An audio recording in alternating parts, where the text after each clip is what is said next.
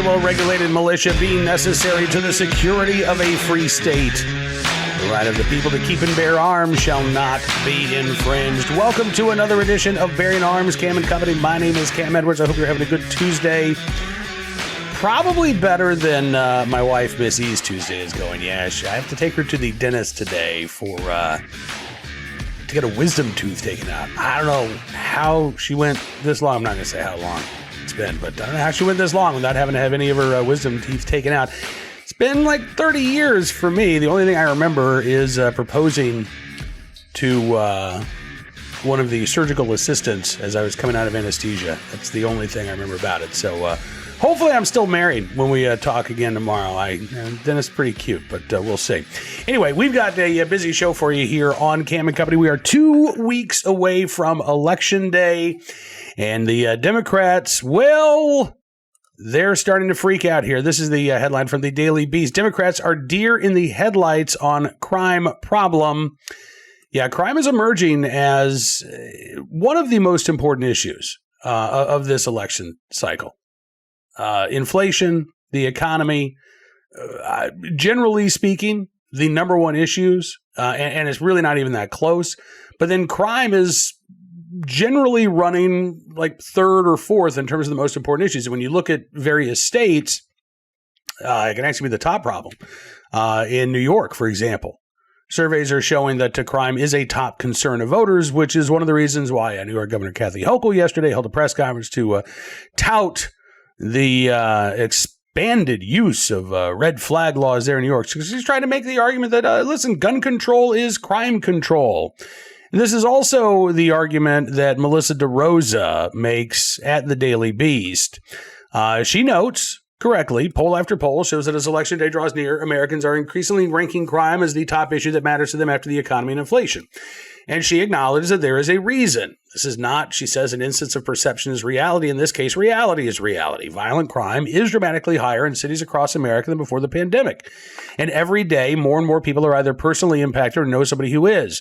Just last week, a friend and former colleague of mine was punched in the face, she writes, while standing on the street corner in Manhattan in broad daylight.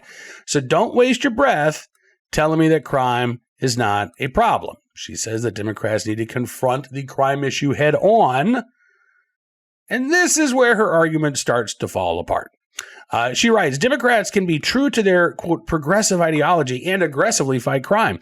They're not mutually inconsistent. In fact, she writes, mainstream Democrats are better positioned to fight crime than Republicans, but they must communicate it clearly and forcefully, drawing the contrast between our solution-oriented approach and Republicans' fear-mongering. Right. Because, Democrats never fear-monger about, say, I don't know, concealed carry holders. Right?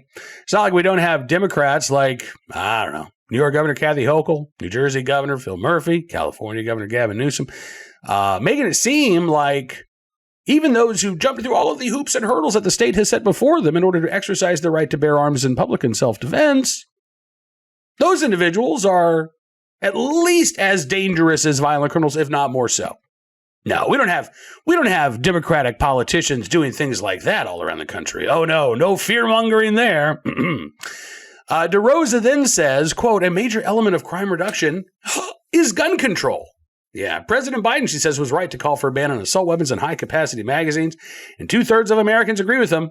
But Democrats, eager to take credit for the bipartisan gun bill passed earlier this year, need to acknowledge that legislation did not get to the core of the problem and make it clear that the Republican Party is the reason why.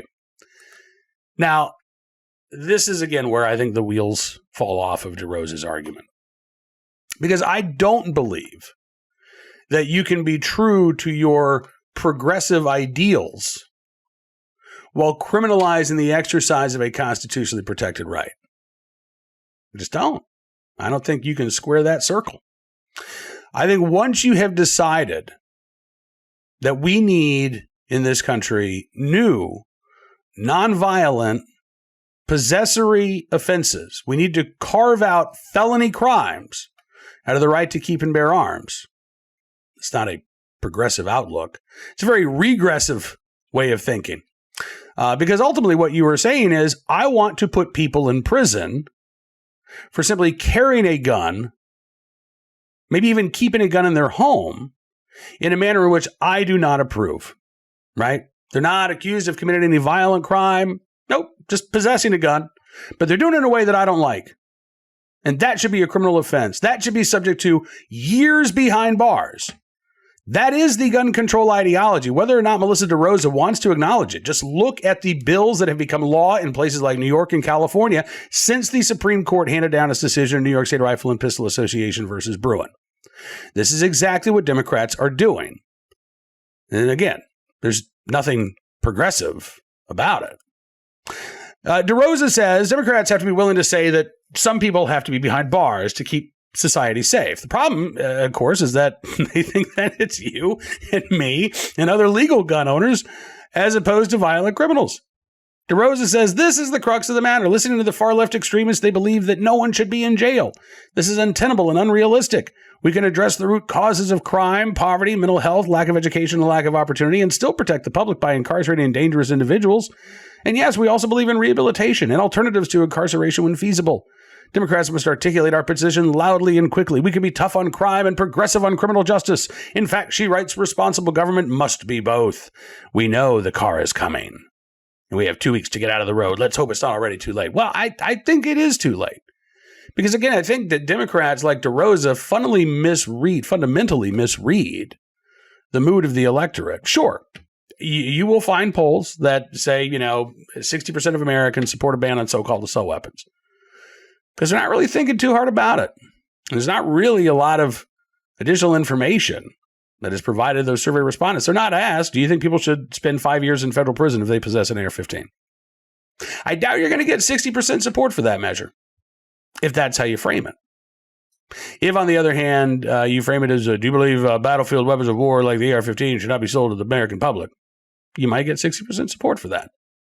Again, it's kind of all in how you frame that question. But Americans, by and large, I don't think are concerned about guns at the moment. Some of them are, to be sure. But I think most people are concerned about crime. And what they're looking for are ways that the government can go after violent criminals. They're also looking at ways that they can protect themselves. There's a real-life example of this. This is from Washington State. This was, I believe, Puyallup, Washington. I always mispronounce that, and I do apologize. Something needs to change. Car theft victim confronts thieves when deputies don't respond. Yeah, this was this past weekend. I guess it's been like 2 weeks ago. A Puyallup man calling for change after he says he had to confront suspects who stole his wife's car when law enforcement didn't respond until the day after they were called. Michael Wilson said someone stole his wife's car out of their driveway on October 13th. Later that night, they spotted the car in a parking lot. So, Mr. Wilson says, I saw two people who were in the car, who were in the process of getting high. His wife calls 911. 911 says, okay, officers are on the way. Wilson says he didn't know if the suspects were armed, but he grabbed his gun. He said, I had people in my car. We called them, meaning the police. If they were there in 5 minutes, they probably would have found him. But the suspects took off instead, leaving the car behind. Michael Wilson says, we waited an hour to see if the cops would come. During that hour we waited, the cops never showed up. One of the people that was in my car came back. I used my Second Amendment rights again to stop them from trying to get into the vehicle, not knowing what was in the vehicle, if they were going to try to hurt me or my family, because I had my kids with me. So not knowing if they were going to, I used my Second Amendment rights. My wife was on the phone to the police again while they were there on the phone, telling them what I was doing. The assailant also called the cops, telling them I had them using my Second Amendment rights, and they never showed up. So even when this went from, hey, somebody stole my car and I found my car in a parking lot and there are people inside, please come get here and arrest them, to, hey, I've got my gun drawn and I'm holding this guy, and the guy himself calls and says, hey, there's a guy holding a gun at me, and the cops still don't respond. They still don't show up. What happened? Well, the Pierce County Sheriff's Department says it was staffing issues. Says that there were only 2 deputies working the graveyard shift in the district when Wilson called for help. And on their way to that response, deputies had a DUI driver in front of them that they had to stop. And then they were dispatched to a welfare check. And then they had another DUI driver that led them on a short pursuit, who also turned out to be in illegal possession of a firearm. 12 back-to-back calls. They say they don't know why the South Sound 911 dispatch didn't prioritize Wilson's call. I don't know either. But again, if you got a drunk driver right in front of you and you got a call 6 blocks away, what are you going to do? So I don't necessarily pin blame on the sheriff's department. Sheriff's department, short a lot of officers. A lot of police departments are around the country right now. And one of the reasons for that, yes, the Democrats' call to defund the police does have something to do with it. I know that Democrats have been backing away. At least some of them have been backing off that call for close to 2 years now. But there is still a mentality, and this is another part of the Democrats' problem where they can't square that circle, where they say, no, we do need to get tough on violent criminals, but we got to have a system that is transparent, and they don't know what they want. And ultimately, what they do is end up pulling resources away from law enforcement, even if they don't technically call it defund the police. Look at Measure 114, this ballot initiative in Oregon that would impose a host of new restrictions on legal gun owners. Again, the type of stuff that Melissa DeRosa at Daily Beast would love, right? A permit to purchase law, training mandates before you can own a firearm, all kinds of restrictions on legal gun owners, but also all kinds of unfunded mandates on local law enforcement in Oregon. An analysis from the, I believe it was the Secretary of State's office, found that Measure 114 is expected to bring in about $20 million in revenue, meaning taxes and fees paid by gun owners every year, but it's expected to cost about $50 million to put all of these gun control measures in place. And that means that local law enforcement departments all across the state of Oregon are going to be dealing with these unfunded mandates, which amounts to defunding their department by, X percent. Democrats don't want to talk about that. They don't want to talk about the fact that the gun control laws that they propose do come with criminal penalties attached and mean that law enforcement is going to be going after, again, nonviolent possessory offenders who in many cases are simply doing things that are protected by the right to keep and bear arms, instead of going after violent criminals. The home invaders, the carjackers, the drive-by shooters. Now, I don't know about you. That doesn't sound like getting tough on crime to me. That sounds like getting tough on the exercise of a constitutional right. And that's why I don't think that the Democrats' gun control is crime control argument is really going to fly with voters. At least it doesn't appear to be doing so at the moment. All right, let's turn our attention now to today's Armed Citizen story, our good deed of the day, and our recidivist report. We'll start there. Again, you want to talk about problems and what we can do to, try to bring down the crime rate? I don't know. Ensuring consequences of violent offenses seems like a pretty important thing to do. Meanwhile, in Minneapolis, guy gets 6 months in jail, 10 years probation after copping a plea to murder. That's right. Murder. 6 months behind bars. Nelson Soro Agostino pleaded guilty to third-degree murder following a 2021 drug sale, as well as assault and battery in a separate incident back in 2020. In exchange for the pleas, Channel 6 News in Minneapolis says he received a, quote, comparatively light sentence of 365 days in jail with credit for 187 served, meaning he'll serve a little less than 6 months more. He will return to serve his jail time after completing inpatient treatment. If he does not remain law-abiding during his probation, he will, however, receive a harsher prison sentence of 28 months for the simple robbery conviction, 122 months for the third-degree murder conviction. That's what he's eligible for. Doesn't mean that's actually what he's going to get, even if he does violate his probation. But in the meantime, you've got a murderer who, at best, is going to do a year behind bars, probably time off for good behavior, too.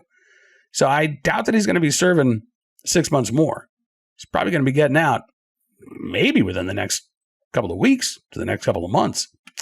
Today's Armed Citizen story from Harrisburg, Pennsylvania, where a homeowner shot an attempted intruder over the weekend. This was Friday afternoon. The suspect in Harrisburg, Pennsylvania, a guy named Keon Washington, allegedly kicked in the back door of a home Friday afternoon. Police say the homeowner was armed legally and responded, confronting Keon Washington, telling him to leave. When Washington allegedly refused, that's when the homeowner shot him. Washington was found not far away with a large butcher knife, according to police. Police said he was taken into custody, transported to a hospital with non-life-threatening injuries. He's now been charged with trespassing, attempted burglary, terroristic threats, as well as reckless endangering of another person. The homeowner there in Harrisburg not facing any charges.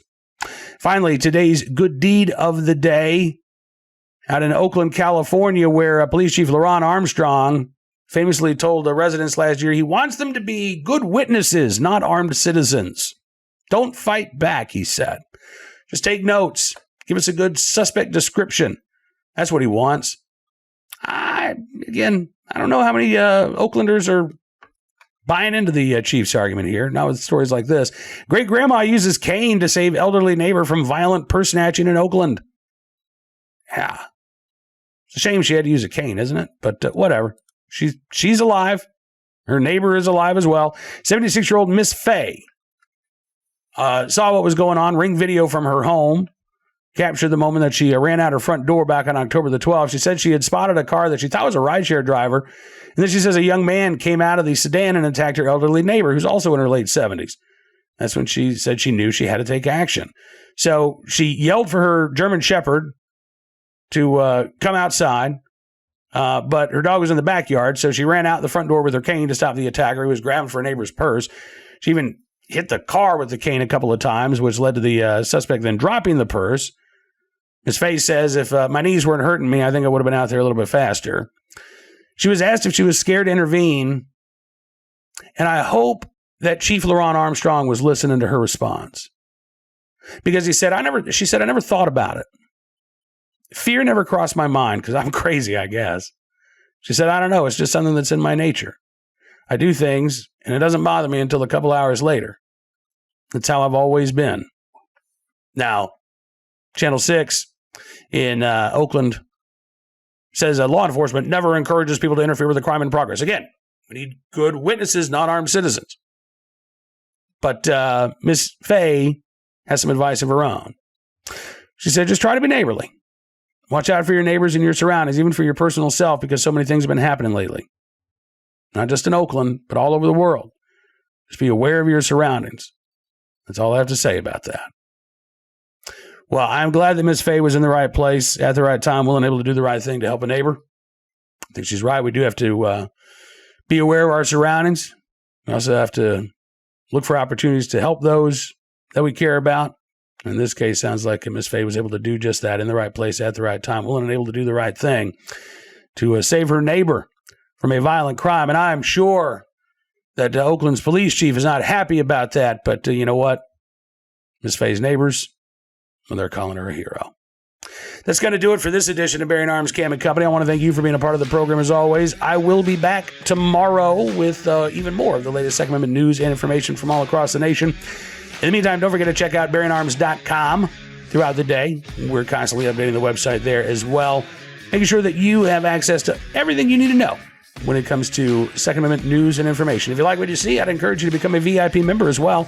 Just go to bearingarms.com/subscribe. Use the promo code GUNRIGHTS, and you can get a significant savings on your VIP membership. As our way of saying thanks for showing your support, we're going to give you exclusive content, news stories, and analysis you won't find anywhere else, because your support does matter, and it really does make a difference. So thank you again. Have a great rest of your Tuesday. We'll see you back here tomorrow. Until then, be well, be safe, be free.